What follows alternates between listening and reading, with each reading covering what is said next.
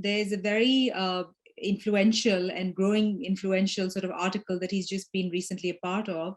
As everybody knows, there's been a growing rights of rivers movement that is around the world.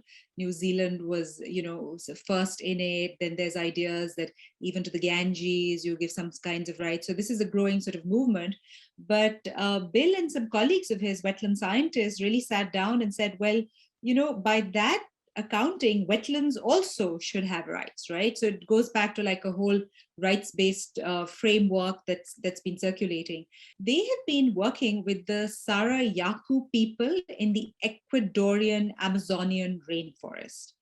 And I asked him to reflect on this a little bit, and he has some very interesting things that, Andy, especially, this is something you even said, so I think it'll sort of resonate, and how, Kelsey, when you were saying, these ideas have to get sort of, we have to imbibe them and imbue them and learn from this, right? So these are just the reflections that Bill has said, and they meet regularly. I mean, and they connect over Zoom, it seems, but these are their conversations thus far comparing. So this is just some reflections from Bill.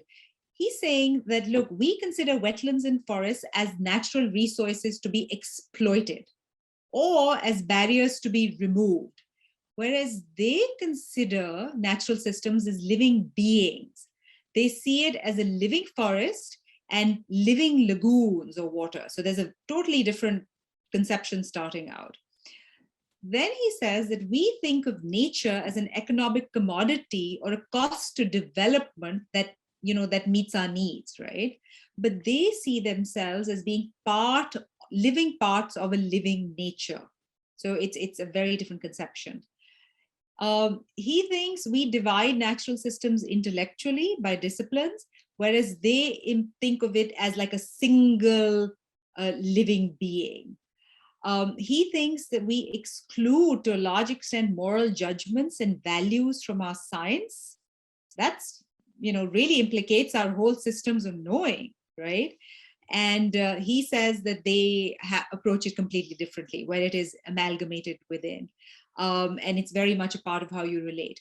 And this is his last sort of reflection, that he thinks that we have, and this may really get to, Jeff, some of your sustainability, right? Like, where have we historically and how have we grown the human population at the cost of other populations and other ecosystems? We have used our power over nature to grow a population that may be exceeding the capacity of natural systems to continue functioning, whereas their population remains at a level that is sustained by the forested wetlands that they inhabit.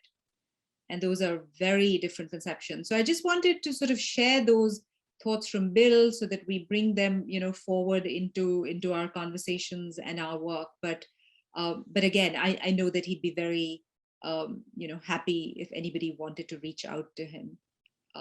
So I just wanted to share that.